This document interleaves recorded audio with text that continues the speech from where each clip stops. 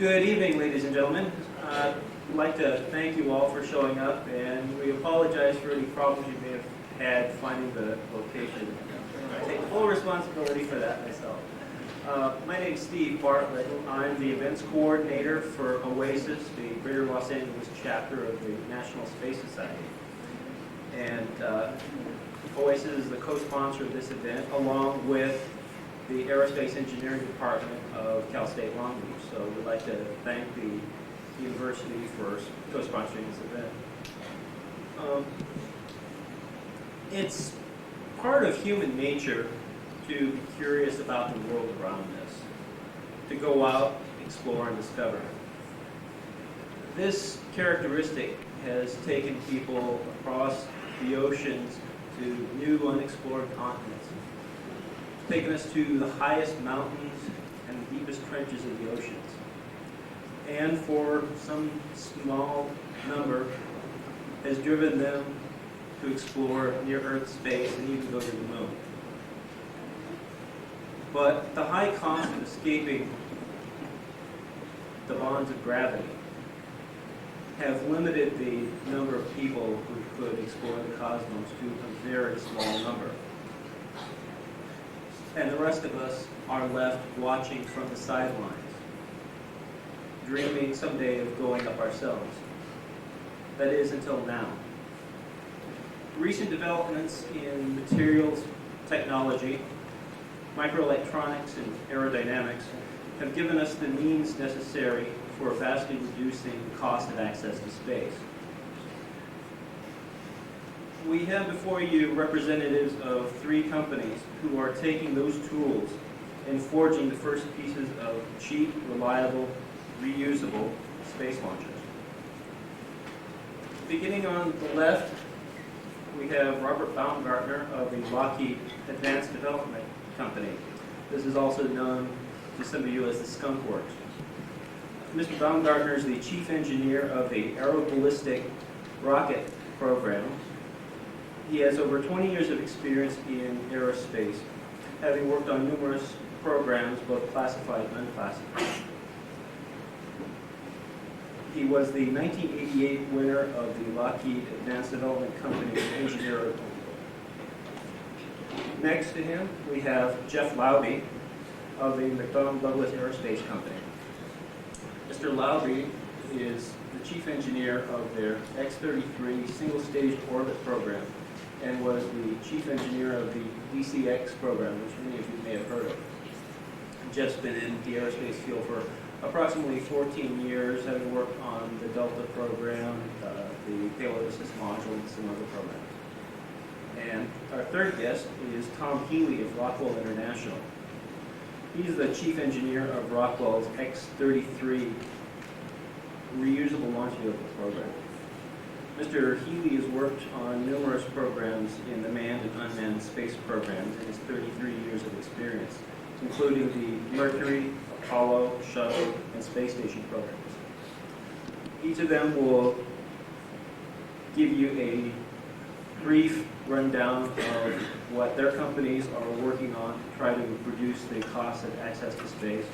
And afterwards, we'll open the panel up to questions and answers from the audience.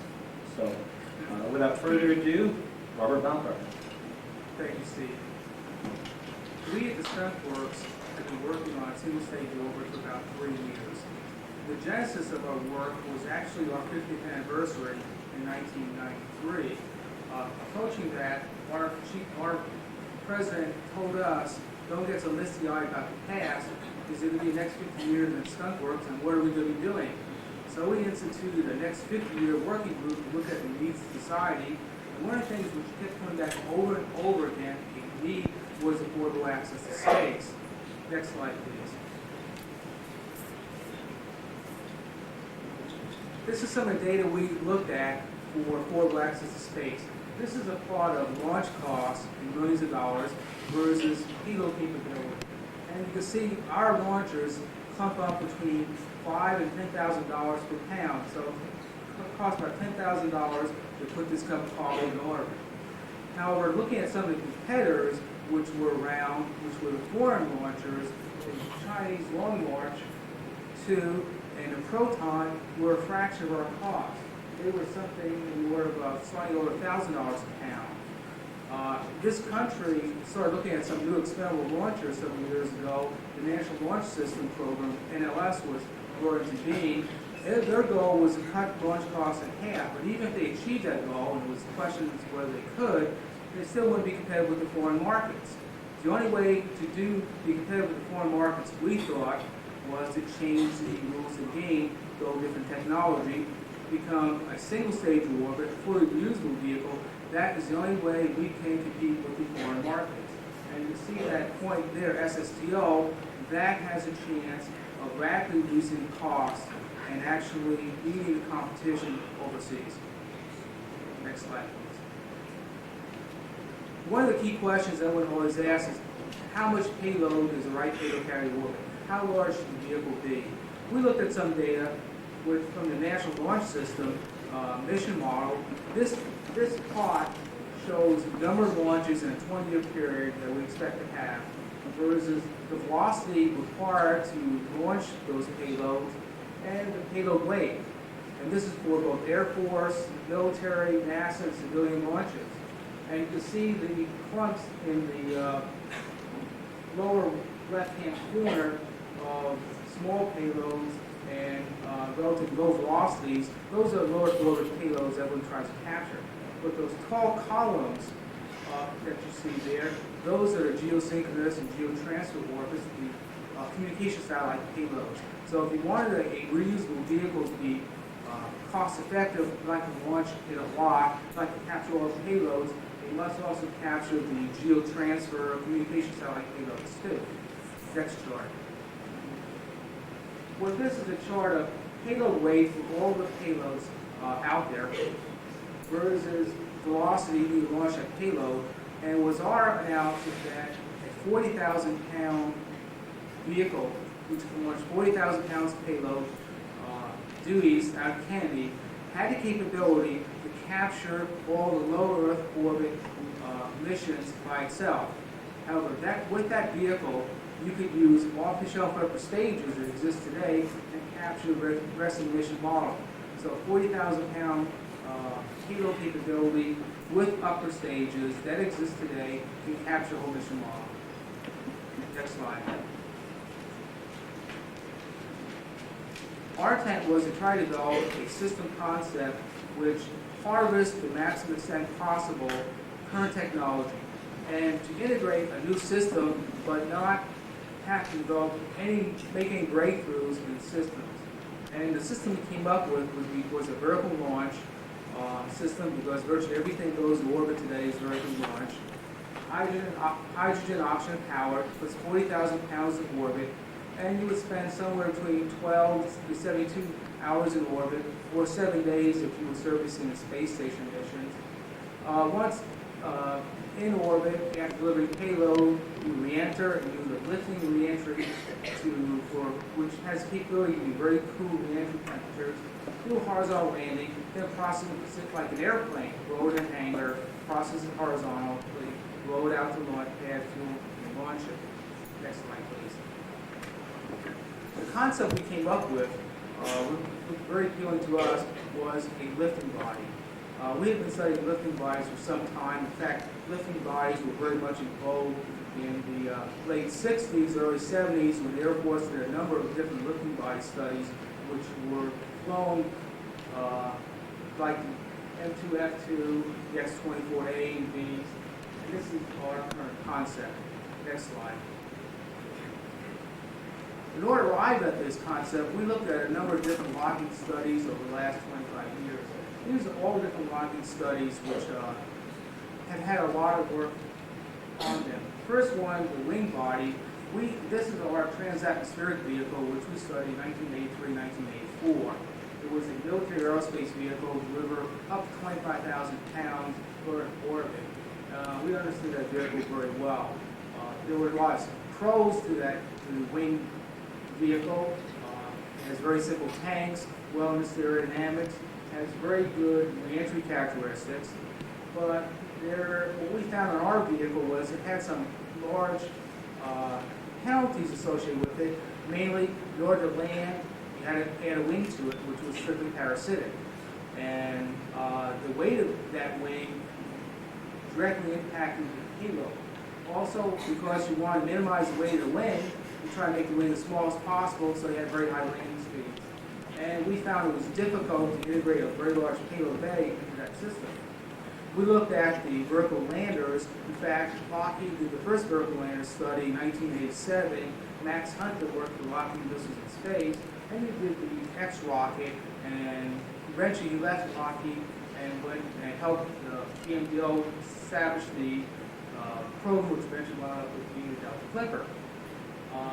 It has some nice pros to it. It's a light structure, it's simple, very simple shape. It doesn't have a wing, but our analysis said that you had to carry fuel to make a landing, and that was a parasitic weight. And also you had to keep that fuel cool, cryogenic fuel, to a hot reentry. It's like part of quite a bit of insulation. Plus you had to restart the engines to land, which was a first, quite a bit of risk. Same problem with the wing vehicle integration of a large payload bay was difficult. We started looking at lifting bodies, and there were some cons associated with that. One, they're a little bit more complicated structurally, a little more complicated than what we were used to in aircraft structurally.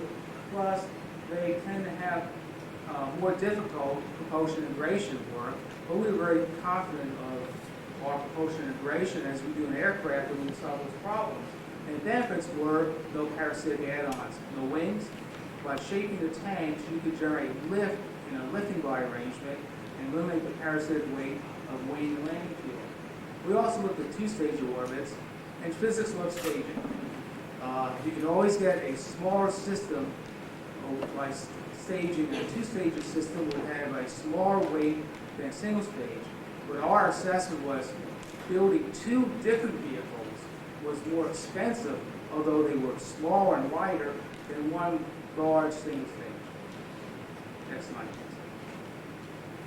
This shows the concept that we have developed to date. It's an integrated lifting body where we take the tanks, which hold hydrogen and oxygen, and arrange them to develop lift. One of the key things which I'll talk about in a little bit is the propulsion system, where we took a concept which was developed and tested in the late 60s and early 70s in propulsion called the linear aerospike engine, which integrated a lifting body and fit like a hand with a glove in hand, just nested very well together. The shape can be fairly efficient for a volumetric, and you can get a lot of fuel in it in very little space, but it also allows you to integrate a large payload bay and put the tanks around it very efficiently. Next slide. This slide shows the propulsion system. Back in the late 60s and early 70s, Rocketdyne developed a linear spike engine. This is a 250,000-pound thrust engine, hot fire right here. This was going to be a candidate for the space shuttle back then.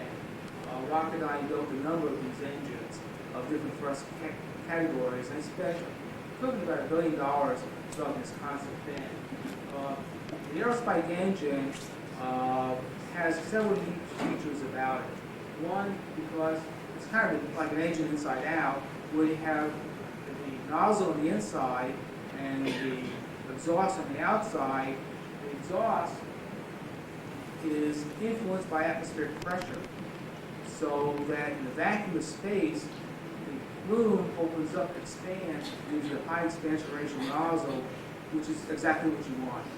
But at sea level, with high atmospheric pressure, ambient pressure, the plume collapses and gives you low expansion ratio nozzle, exactly what you want. So it's algae compensating with no moving parts. And it also had the capability of through thrust modulation to give you thrust vectoring without having to gimbal the engine, so you can eliminate flex lines and hydraulic systems which you would have to have if you had a Bell engine. Next slide.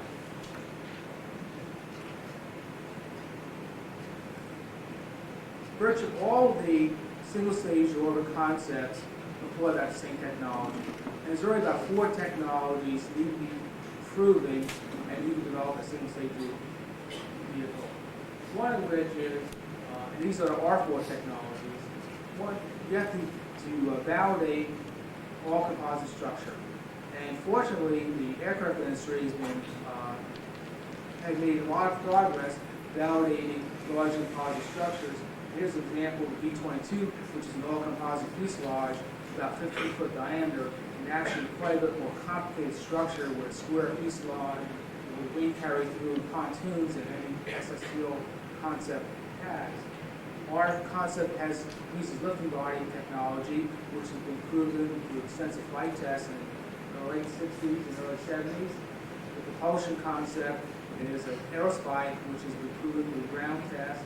And then NASP developed quite a bit of the other technology, which is cryogenic tanks built out of graphite epoxy and reusable thermal protection system made out of metal. Next chart. The technology is key. There are some key technologies which need to be validated. Our feeling is that the real risk in technically the vehicle is not the technology, it's integration. However, once you get past the technology where you can or cannot do a vehicle, the next hurdle is can you develop it affordably? Because any new launch vehicle today must be commercially developed. The U.S. government really doesn't have the money to fund all the development effort. So in order to make SSTO work, it has to be commercially viable. Our studies have shown that the only way really to make a launch vehicle, an SSTO viable, is to change the culture and the way it's built. It cannot be done or developed as business as usual. Our studies have said business as usual is too expensive. The way NASA typically does it, you'll never be able to afford to develop a launch system. These are some of the studies we've looked at. Our experience at Skunkworks is doing things kind of stunky, low cost. If you developed a vehicle like this using a tailored Skunkworks program, you probably could save at least 30% over business as usual. Even that's probably not commercially viable. What you probably need to do is, in order to develop the first vehicle, you need to develop it not as business as usual or even a standard tailored Skunkworks program, but more of a prototype approach that's done in commercial operations with new products, and that probably would save about half if we had business as usual. And those two things, proven technology and Skunkworks approach, is the only way we see that an SSTO can be developed today. Jeff?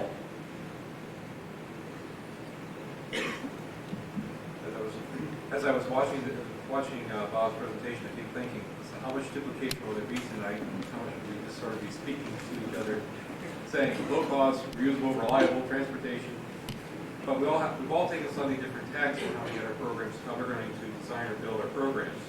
Can I have the next chart, please? We've all taken different approaches, and for McDonnell Douglas, now the McDonnell Boeing team, as my first chart here shows our concepts, we're currently looking at both the vertical and horizontal approach.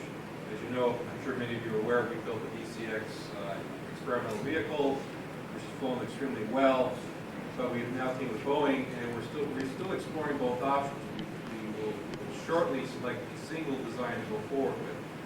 Both, as Bob correctly pointed out, there are pluses and minuses with whichever design either LOCKHEED or ourselves or ROCKWELL come up with. And the bottom line is not so much what does it look like, how does it land. The bottom line is, can you get cheap access to space? And next chart, please. As this chart, which came from an older briefing I had, can you get routine, low-cost flight operations with a rocket-powered system? That's what we're here about tonight.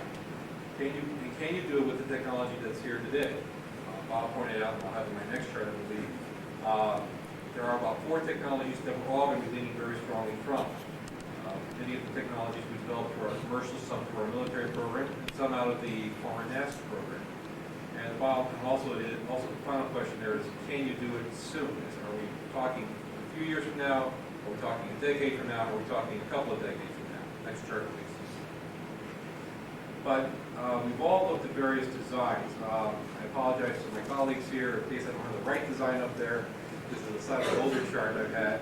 But we all have different approaches in how to make this work. Boeing has had several ideas on horizontal takeoff and landing. They also design developed in-house vertical takeoff, horizontal landing. We have Rockwell, ourselves, Lockheed, and NASA's done some of their own in-house studies on what the next generation reusable launch vehicle should be. We all know what the bottom line is. You know, we all know the bottom line is we've all concurred the same way. It looks like it's viable to build a reusable SSTO. The question is, can you make a commercially successful SSTO? And the way we believe you do that is change the way we operate, not just what we operate. You have to look at this being a commercial operations up front. You can't worry about how you're going to operate the system after you build it. You have to worry about how do I keep the cost as low as possible right now to maximize the opportunity and maximize the probability that a new system can be built. Now, we had an advantage, or we took a unique approach several years ago when this study was originally done was for SDIO to look at the viability of SSTO. When SDIO said, well, what can you do next for us, as many of you know, next chart please, we decided to build a 1/3 scale system called the DCX. It was not designed to go to orbit, it wasn't to prove that SSTO was viable, it was designed to prove that you could build a rocket-powered, operationally simple system. And also that you can develop it in a very short period of time, in a rapid prototyping mode, because you can do it quickly, not cutting corners, but reducing the amount of time it takes to do a job, whereas one of my program manager likes to say, basically you're still touching all the bases, you don't spend a lot of time there. Which reminds me, I got to make one correction that Steve talked to earlier. I'm not the chief engineer of the program, I'm the team leader for system engineering and analysis. The chief engineer never sees his table. I make sure he understands I'm not taking his job. Sir. At least not yet. Next chart. Now, we developed the DCX in 24 months from literally a blank piece of paper the first flight. It has all the elements, essentially all the elements of an operational system, from liquid cryogenic hydrogen and oxygen engines, onboard avionics, the various structures. Though in the DCX case, since it wasn't leaving orbit, we could build an extra margin. What margin means basically is we can take a little more stress, a little more oomph, have a little more room to maneuver in. The only problem with margin is that usually means weight. And what Bob didn't mention is when you run the equation to get to orbit with a hydrogen and oxygen powered system, you've got a system that's 90% fuel and 10% everything else. And it's a challenge to get 10%, all that 10% in everything else. And what you'd really like to have a little extra margin. So with the DCX, we have an opportunity. But as I said, we designed the next chart.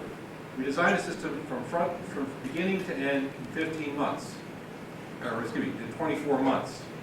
And it was a challenge, but it was a way to prove the way you can do a new way of doing business. We had a customer in the government who allowed us to work in a very cooperative mode. We did not have large groups of people reviewing everything we were doing. We had a small, tight crew, worked very closely with each other, so we could make decisions quickly, correctly, and move on.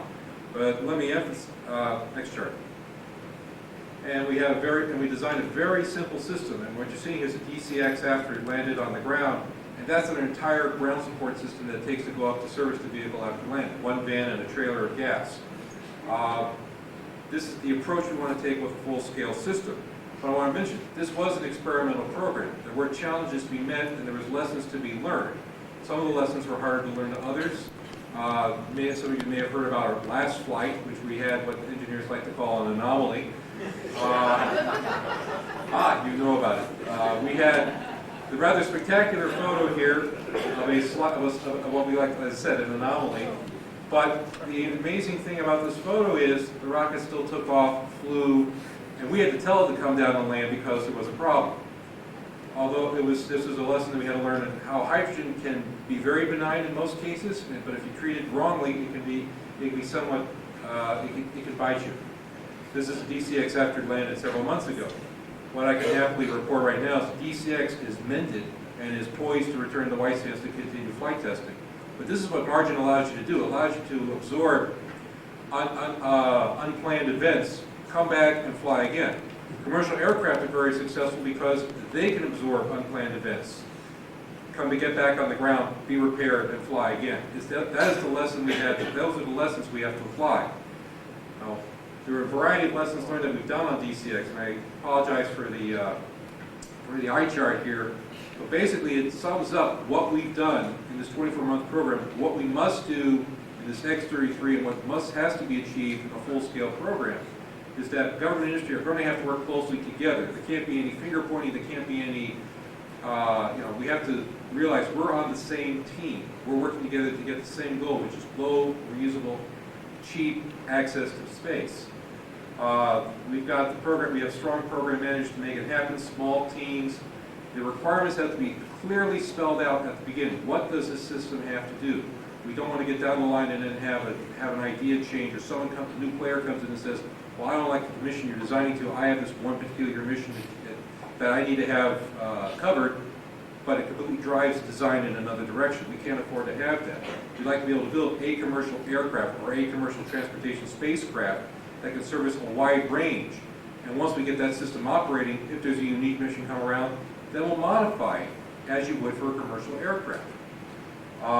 The other things I'll mention on there is that we want to emphasize hardware, not paperwork. DCX was an example of you design and build and prove out a concept. Don't just create pretty view graphs. You've got to prove out your concept out in the field. I'll go on to the next one. Now, we've continued the program of expanding the DCX program. Some of you may be aware that NASA has, other than just the X-33 program, which we're here tonight, I guess to talk a little bit about, or the full-scale RLV program, NASA has contracted with McDonnell to basically upgrade or hop up the DCX. We're going to start after we finish our flight testing with the DCX over the next couple of months, we're going to bring it back to Huntington Beach and turn it into the DCXA. What we're doing is we're going to swap out some of the traditional aluminum components with the DCX and put in some prototypical ROV-like components. Composite hydrogen tank, aluminum lithium LOX tank. We're going to replace some of our structure with composite structure. So it'll be basically an early test bed of the technologies in a real working environment that will be necessary in order to achieve a reusable, low-cost, hopefully properly weighted SSTO program. Next chart, please. But what we're here tonight is how do we get to the new system? How do we get to the breakthrough system? This is probably the same chart that my colleagues here have used in some form, saying this is how we get there from here. We got to understand what the real requirements are, which are that it's got to be affordable, it's got to be reliable, and it's got to be capable. We've got to take the design experience we have. In the McDonnell Boeing team, we've got a great background with our commercial aircraft, both on obviously the Boeing and McDonnell Douglas families. We've both built launch vehicles for a number of years. We have various design processes in order to make it happen. We understand what it takes to get a commercially viable system together. We know what it takes to go to Delta Airlines or United Airlines and say, okay, you have a class of vehicle you want to fly, you want a certain range, we go off and design a vehicle, we work with our customer, and then once we come up with a mutually agreed to design, we then get a promise of orders from our commercial aircraft customers, and then we go to our board of directors and say, okay, let's take a loan out and make this plane happen.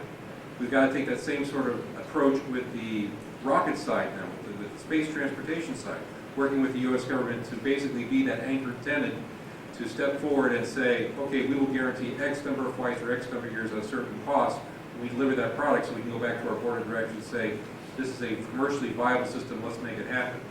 Bottom line is, we got then, as we go through the next several months, actually, what we haven't mentioned is the X-33 design competition that we're in right now is about 15 months long. At the end, we have to each one stand up and say, yes, the system is feasible, yes, we can meet the cost goals, it has the right attributes to get to orbit, and here's the configuration. SSTO is the goal. It may be TSTO if the two-stage to orbit, if we decide some of the technology is not there, but we will come up with the right configuration, but the bottom line is still be at the right cost. Next chart, please. So whether it's a vertical takeoff, vertical landing, single stage orbit, as I show in this picture, or as I showed earlier, we're still looking at a couple different ideas. The bottom line is it has to service the commercial user, as well as the NASA user, as well as the military user. So whether it's deploying and working at space station or deploying payloads to orbit, we got to be able to achieve routine operations. We got to work with the U.S. government in order to help build infrastructure, because what the government's best at is building infrastructure. They help build I've used this chart many times. The roadways, the waterways, and railways and airways, they've established that infrastructure for all of us to use. Now it's time to build the spaceways infrastructure, because access to space means access to business, and access to business is what's going to make the RLV program happen, because it's got to be commercially viable in order for any of us sitting up here to commit our companies and to commit the nation to get there. I appreciate your time, and I'll turn over to my final colleague, Mr. Tom Healy. Okay. I thank you, Steve, for having me here. It's kind of a privilege, and this is the first time I've ever spoken to a National Space Society group. It's also the first time in this rapidly changing business that anybody's ever thought that they should tape one of my briefings. Usually these briefings are obsolete within 2 weeks and move on. I've also noticed in the presentations we've just had, even though our design approach to the problem is the same, it's different. A lot of our operations system and the thinking behind how we got there is very much the same organizationally and what we're worried about. This first chart really rehashes some of the words that were said earlier. Why does America need this new launch system? And the first bullet in the chart says saves billions of dollars in future launch costs over the existing current systems.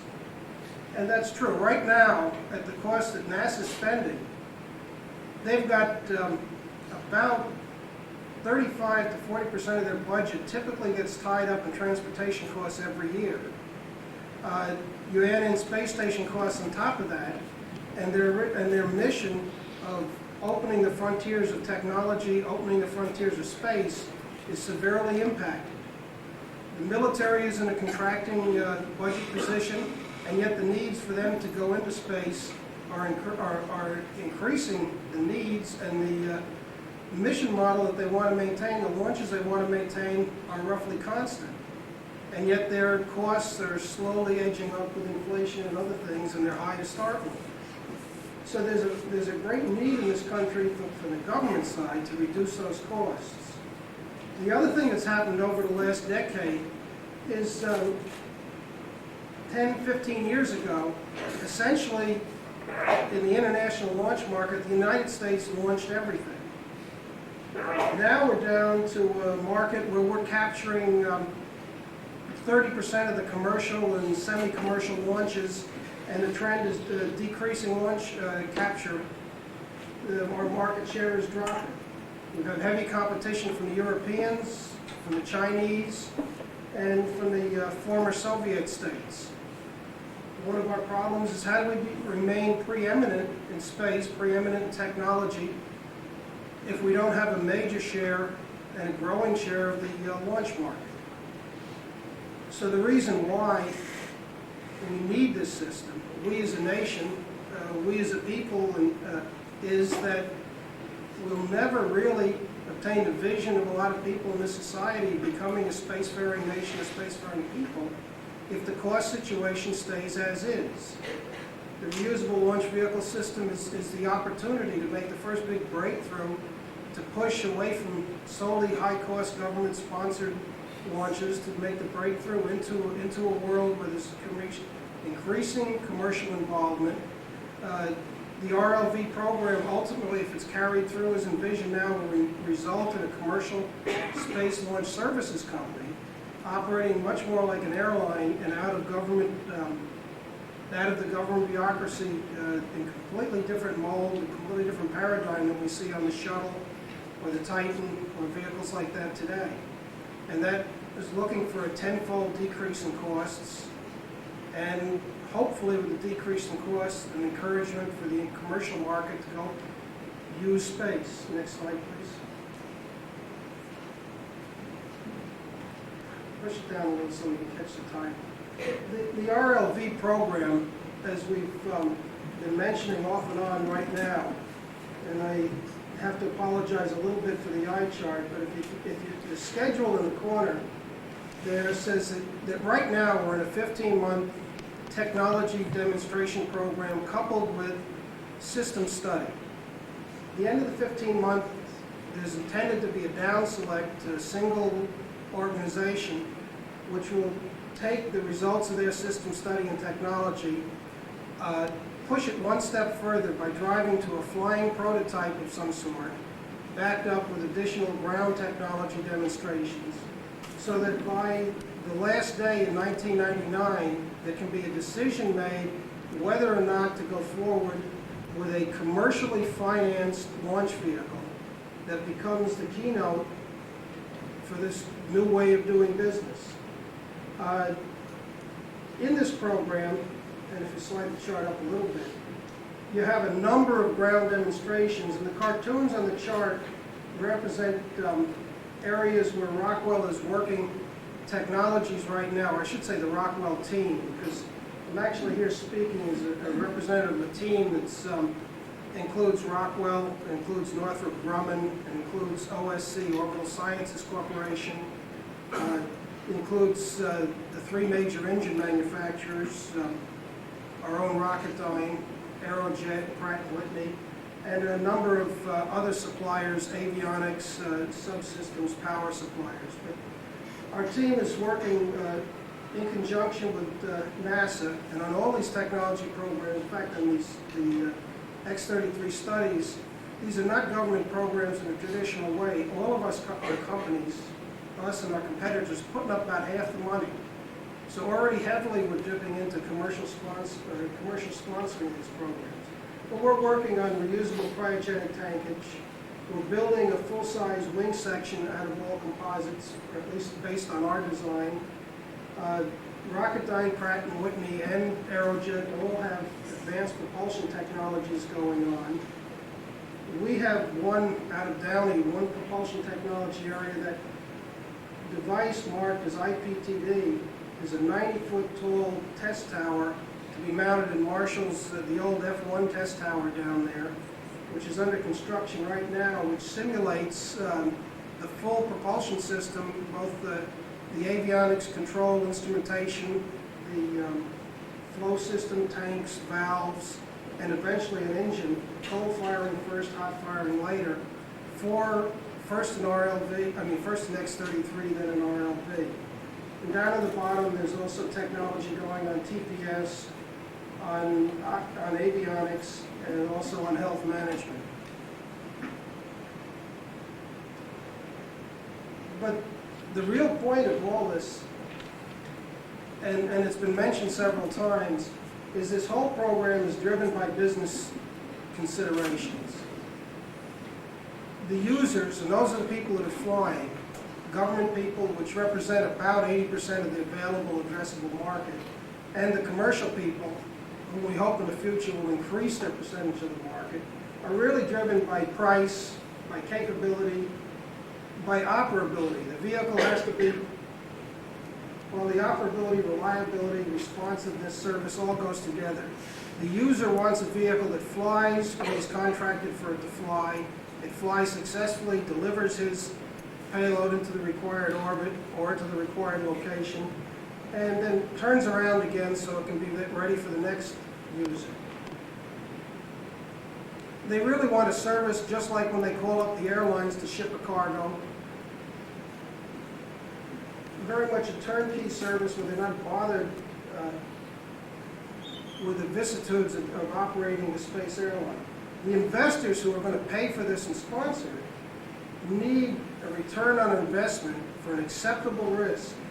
They need the cash flow, and they need to see the market capture in this that guarantees them that they'll get their money back in a reasonable period of time. The first decision, and the decision was mentioned by several of us in the end of the 15 months that there'll be a decision to go on with this.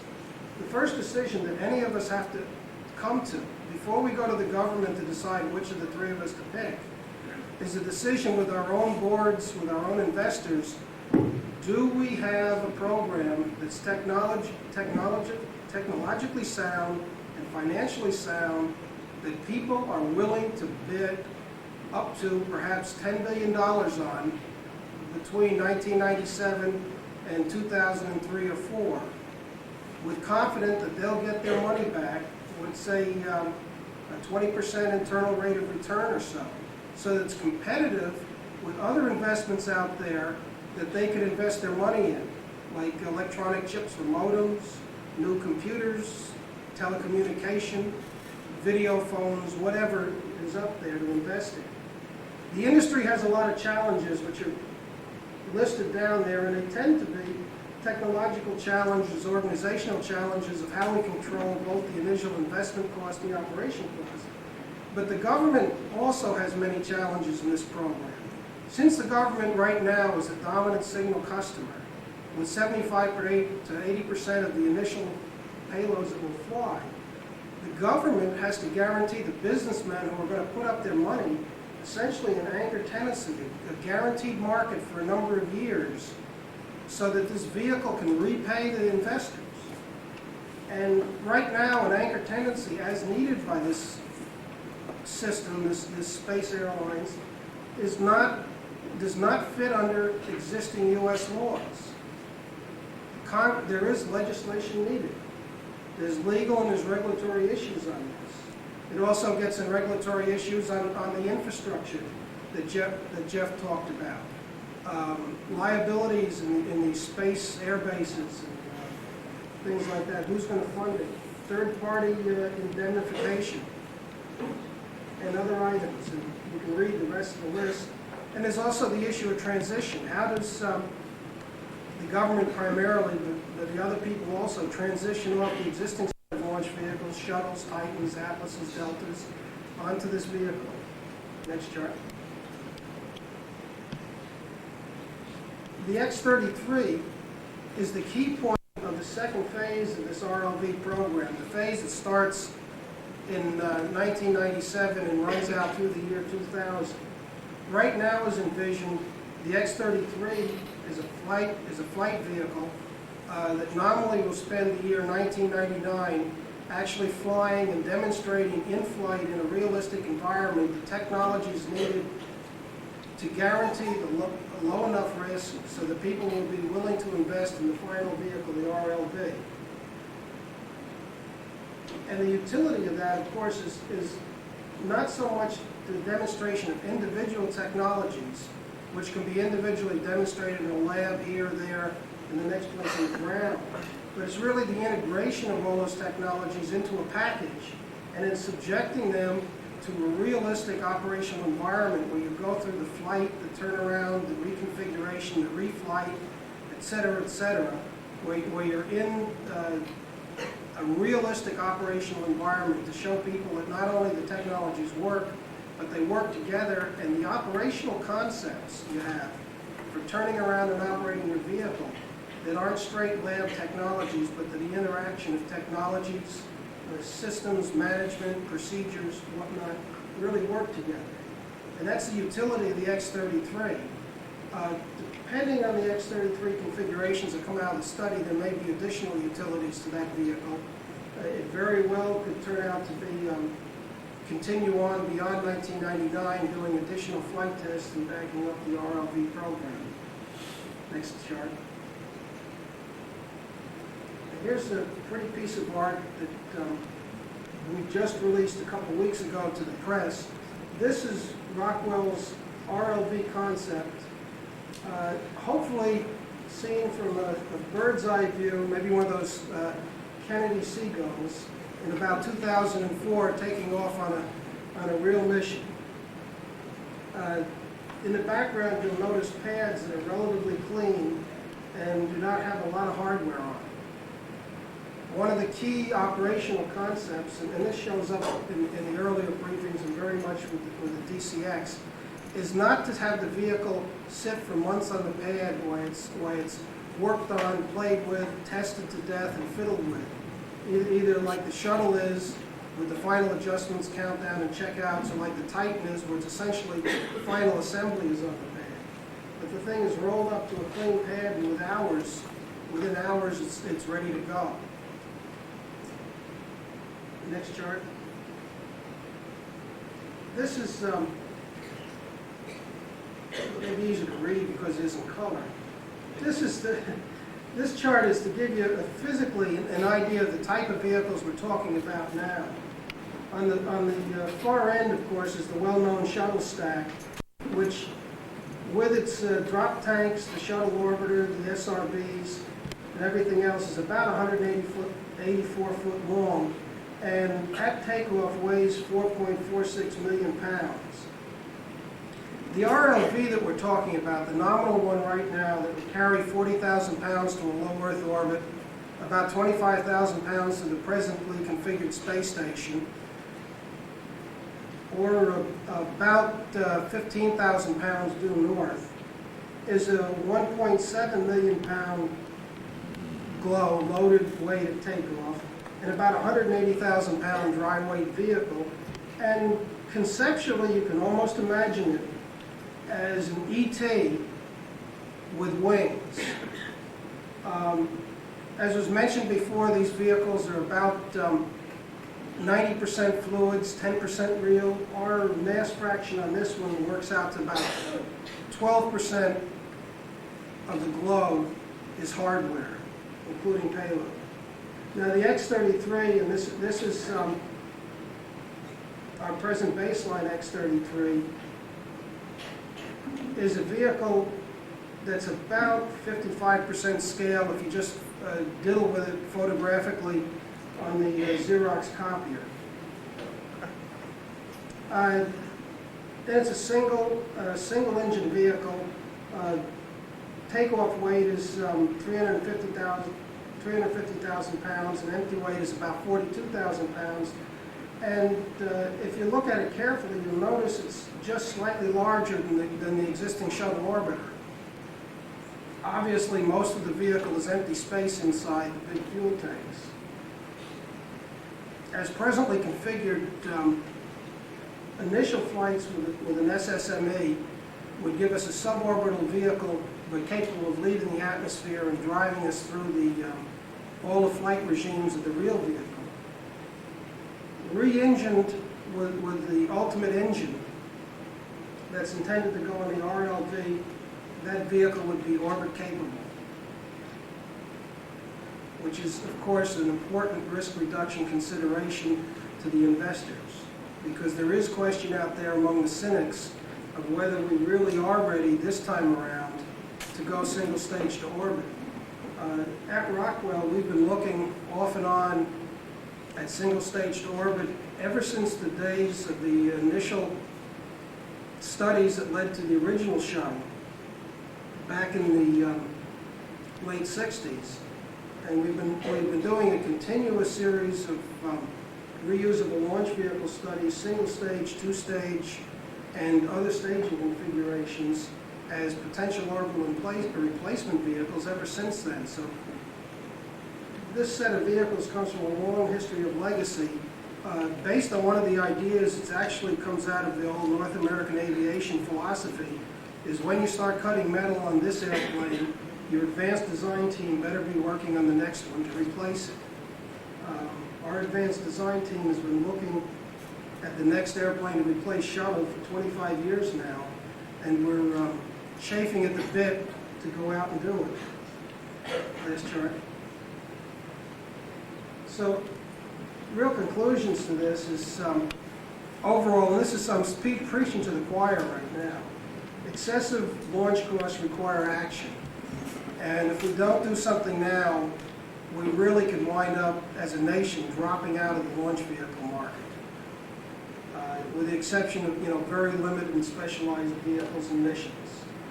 The NRAs, which were the massive research announcements put out about a year ago to initiate technology on this, and the X-33 cooperative agreement notice, which we recently all bid on and were selected to go ahead on the studies, are really the program to establish technical feasibilities for this vehicle so that we can, at the bottom, have a system that makes commercial sense, and we can get the investors to put up the money. That's our companies and outside investors from the financial community put up the monies to create these space airlines, these space service companies that really make a profit and that really usher in a whole new era of space transportation and get us another step further, a big step further, towards becoming a spacefaring nation and a spacefaring world. Thank you.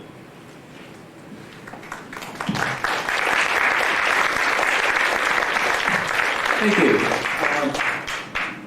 little further away. Now, each of your companies has some experience in the commercial field. Lockheed having built the L-1011 aircraft, McDonnell Douglas, of course, the McDonnell MD line of airlines, and Rockwell has built several airplanes over the years. But your expertise seems to be more in building than in operating systems. Do you foresee your companies actually operating these like an airline, or would you be more inclined to turn it over to a space version of, say, a United or a Delta airline? I guess that means I'm supposed to answer first. Okay. We envision this RLV eventually going to being operated by a commercial entity, with our company being the supply, our team of companies being the supplier of hardware. Since there is no space line commercial entities out there, the present anticipation is that the initial space line space services company will be a subsidiary of some sort of the supplying companies, but operating independent of them and providing a return on investment to the supplying investing companies through the profits off the space airline. Typical wholly owned subsidiary operation that you see in many other businesses nowadays. In commercial practices too, commercial aircraft and operating commercial aircraft is one aspect people can bring to this. But the commercial business is enough different than aircraft, and there's a lot of other commercial businesses out there that do bring lessons into this. Commercial avionics, other commercial supply and operations. And so as time goes on, even though these consortiums are run by big name aircraft companies, you're seeing even now the team bringing on people from outside the core space supply business and broadening their base, and you'll see that continue. I would agree with what Tom said. The real money in doing a launch vehicle is not building the vehicle, even though that's where we all feel as engineers the fun part of it is, and where we get excited about. The real money is in the launch services. Developing a single-stage orbit will be closer to a telephone consortium than a commercial airliner, in that the real money is selling the telephone service, not building phones. And whoever develops this, in order to get paid back, you would have to form some sort of consortium. Part of the job would be, of course, to operate the launch vehicle and sell the services wherever money the market will bear. I guess the short answer is ditto, but we were commenting that any of these presentations could have been given by any of us and would have been just about the same.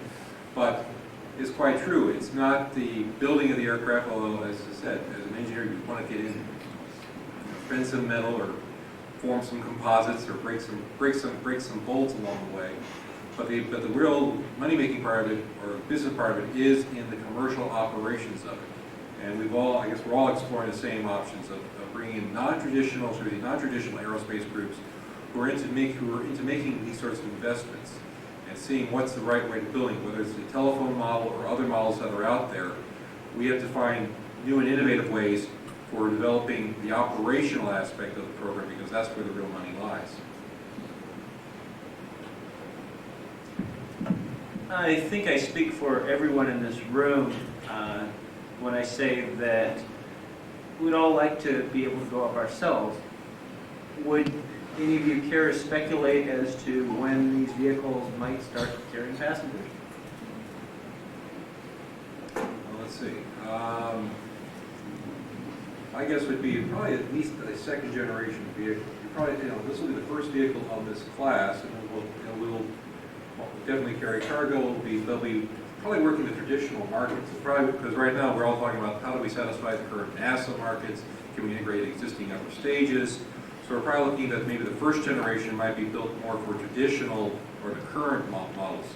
But if we truly get the breakthrough that we're all hoping to get, and get the operations down to a point, probably I would guess the second generation, which might be, I don't want to hold down to a date, but a few years after the first one, hopefully before you get into the second decade of the next century.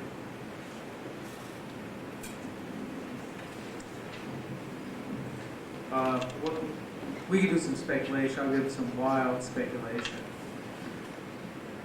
One of the prime missions of this vehicle system is to satisfy NASA's requirements to transport crew to the space station. In order to make a launch vehicle economically viable, it must be safe and inherently safe so that you get the economic life out of the vehicle. It won't do anyone any good if it blows up every 20, 30 flights. So in order to make this thing economically feasible, there has to be an inherent reliability to get the economic life out, which will be hundreds of flights. In that case, you will build a vehicle which is inherently manable. Now the speculation is, can you take crew passengers, non-government, non-astronauts, up? And potentially one could once the system reliability has been proven. And one of the wild things one might consider is perhaps having a lottery system whereby each of the states has a lottery. Instead of spending money to win $20 million, your ticket might buy you a ride in space. And that actually might be one way to generate a lot of potential revenue to make this even more commercially viable. So much for wild speculation. Todd? I don't know if I can add too much to that. The vehicles are intended to carry passengers, and at the present nominal schedules that NASA's put out, you'd probably find passengers flying in this at about 2006 or so, in a passenger module delivering to space station, maybe a year earlier. Of course, you know, you're still looking at launch costs in the area of, say, $500 a pound to $1,000 a pound, depending on how these things work out with the investments and the requirement. At least at the mission flight rates we see for the early years, which are someplace in the area of 30 to 40 flights. At those costs, while the vehicle is safe to carry passengers and government passengers would be carried, it's kind of unlikely that many people will buy tickets to fly on it. Now, over the years, you know, if we do get the commercial development, we do get the flight rates increased, that could change. And there are people right now, rich people, that pay astounding amounts for trips to Antarctica and strange places like that. So there is, you know, maybe in the next 20 years, you could find some specialized people at high price essentially taking commercial rides on this as part of the payload. Now, we'd like to open it up to questions from the audience. Anyone? Fred?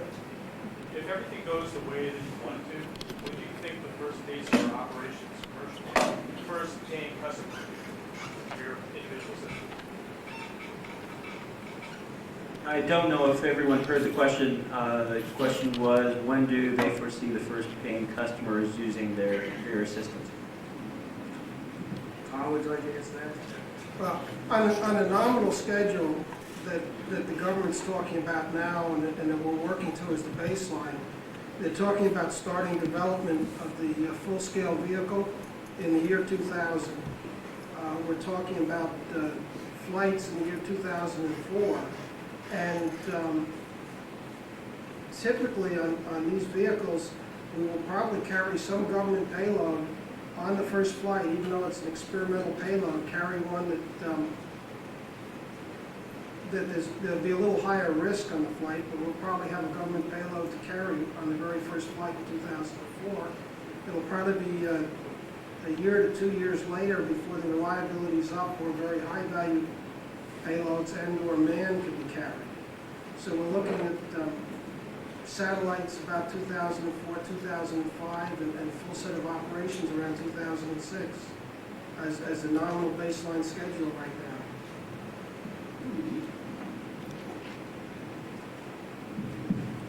In the beige shirt, the jacket.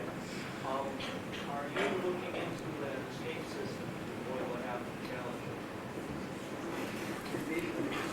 to The question was if they were looking into an escape system to avoid the type of accident that happened with Challenger.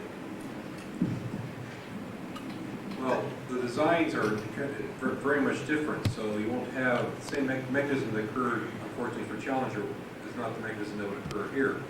We're looking to develop system reliability, so it is like an aircraft. And it's going to be a matter of these next 15 months, or actually more into the design of the X-33, leading up to the full-scale system, to decide, can you design in the margins in the basic vehicle that you have the high enough reliability that do we require a separate an ejection seat, if you would, or is the system inherently reliable that you don't require that? What we have to do is eliminate virtually all. The goal is to eliminate all possible failures that, by the single point failures that could possibly damage or cause a vehicle not to be able to be recovered. But as we said, we have to design a system that recovers and saves itself. We started that with DCX, and we use that for a brief example, that we could take an anomaly, get back on the ground, fly again. That same approach has to be applied to this new generation system. And as we get through our designs, then once we get into the designs and really work it, then we'll decide whether or not we need an escape system. But we want to get that reliability up so that it is a very safe system. On investment, so what kind of flight rate are you anticipating on the final vehicle to get that return on investment, get that payload cost down? The question was what sort of flight rates were they working on in order to get their return on investment? If you look at what the government spends in space, and for us to develop a system, the government will be the first customer. In fact, U.S. government spends most of all the money that's spent in space on this planet. And the government launch market today is about $6 billion a year, about $3 to $4 billion on shuttle, and the rest on expendables. And so you're looking, what is the rate of those launches today? Typically, government procures up to about 25 to 30 launches a year. And if you want a vehicle to be commercially viable, you really need to plan it to make sense, just capturing the existing market, rather than having a field of dreams of if you build it, they will come. So typically, one is looking at multiple vehicles. You pick 2 vehicles capturing about 30 flights a year. That gives you roughly what is out there today.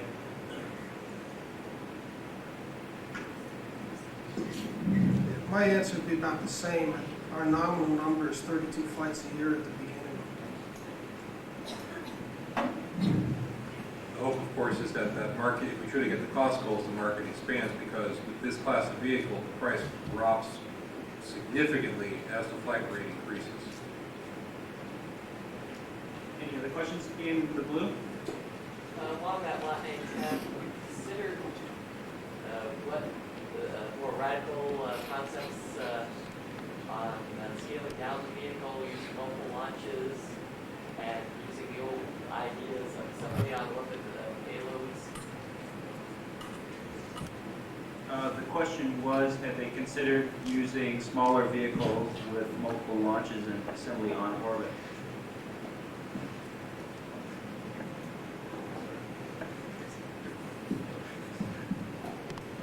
We've done a lot of trades on vehicle size to what portion of the mission model we should capture. Right now, one of the big segments of the mission model, about 13, 14 flights a year, are oriented towards space station. Space station packaging very much sets the payload bay size, shape, and the throw weight of the vehicle. And that essentially envelopes about 85%, 90% of the missions, and the satellite designs are tending to shrink down also. Assembly on orbit is really an unproven technique and an extra risk, and the only place that it shows up in studies are for some of the deep space probes.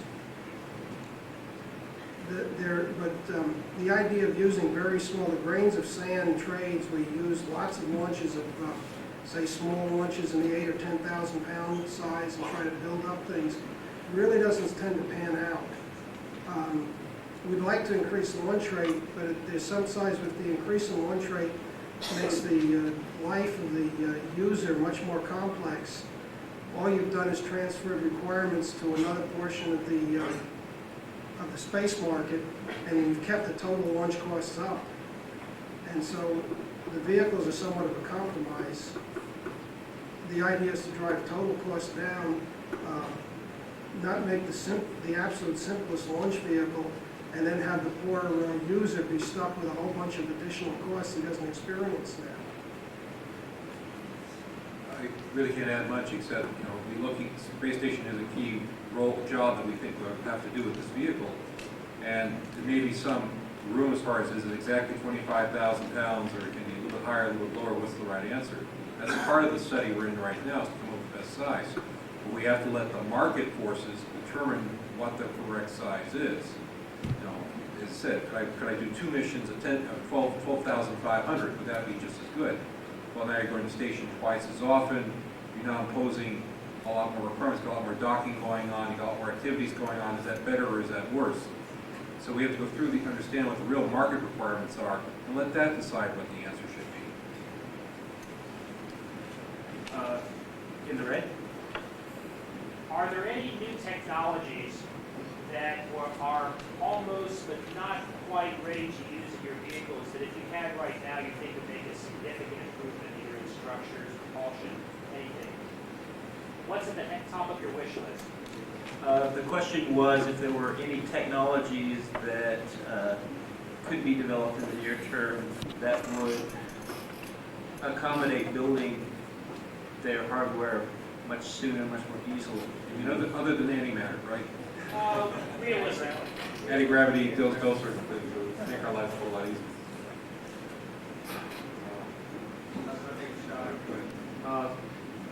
If you look at all the launch vehicles, they basically have baseline very similar technologies.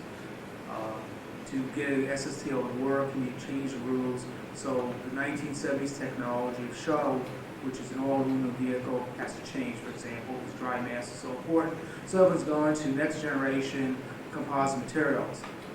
Typical composites are lighter, but tend to be expensive. And so most everyone's using pretty much things which have been proven, which are thermostats, composites which you can push to temperatures a little less than aluminum. What everyone would love to have is very high temperature composites where you can push them to much higher temperature than aluminum, because every degree you can push the material up to higher temperature, you can reduce your thermal protective system and reduce the size of the vehicle. So if everyone's wish list probably would be a very high temperature composite, which is inexpensive to build a vehicle out of. Currently, high temperature composites tend to be thermoplastics, tend to be very, very expensive. We built the wing out of the ATF out of a high temperature thermoplastic, very, very expensive. The operational F-22 doesn't have that because of the cost.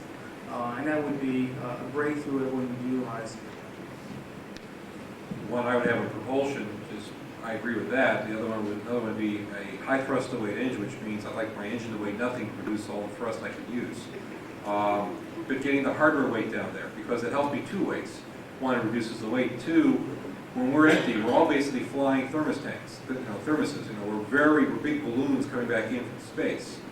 We're blimps, and most of it that we do have is in the back end. So anything we can do to reduce that would make our reentry system a little bit easier. So a high thrust to weight engine would also be real nice to have.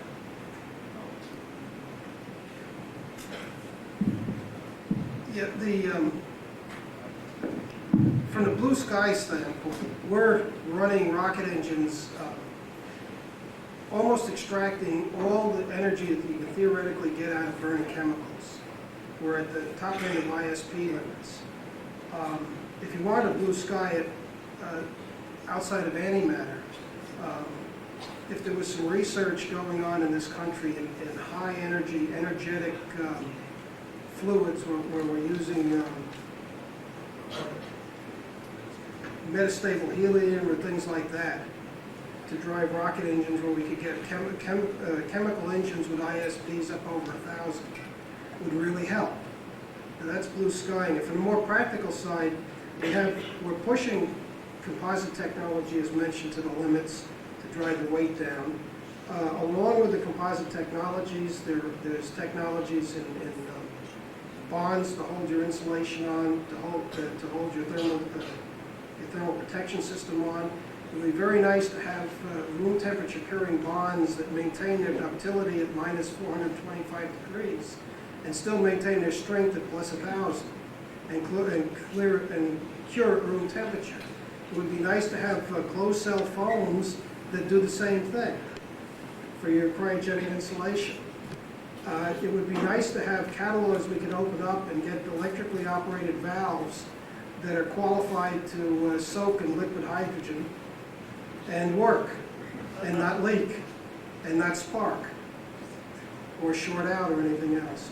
So there's a lot of detailed subsystem technology work that's on there's a long wish list that one way or another we'll have to develop over the 5 years, modifying what's here today and going on. There's a lot of basic materials work that could lower the cost of composites. It would be great to have a almost room temperature, 1 atmospheric pressure curing composite system that doesn't need any autoclaves, that'll maintain strength up over 1,000 degrees and maintain ductility down to, close to absolute zero. And all that type of thing. So that there are many little things that are not quite there that would really help us in the details. And some of them may come along. We're at least going to scrape the limits of material development work in that direction as we move forward. I think we can take one more question in front. If the Congress killed the space station program, what would be the implications for the RLD program? It would obviously affect your market. Is that technically a program as well, or what's the answer? The question was, if Congress were to kill the space station program, what would that do to the reusable launch vehicle program? It would change it, but it fundamentally wouldn't change the fact that we need affordable access to space. Payloads are going up. The shuttle will not last forever. There will need to be a replacement for the shuttle. It's terribly expensive as the current concept. We're losing market share in foreign launchers. At the turn of the century, we have launch treaties now which prevent the Russians and the Chinese from selling a large number of launches to this country. Those treaties expire at the turn of the century. The fact is, we need to develop a system to prevent the foreign launchers coming in and dominating our launch system, in fact, closing out launch systems. But the fundamental driving forces why we need to develop a new reusable launch system will still be there, space station or not. So the program probably will happen regardless.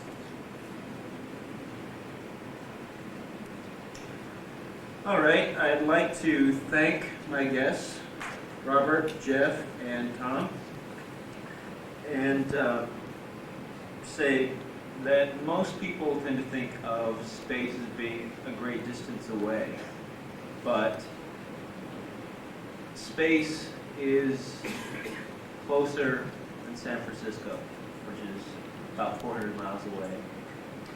It's closer than Fresno. It's closer than Santa Barbara.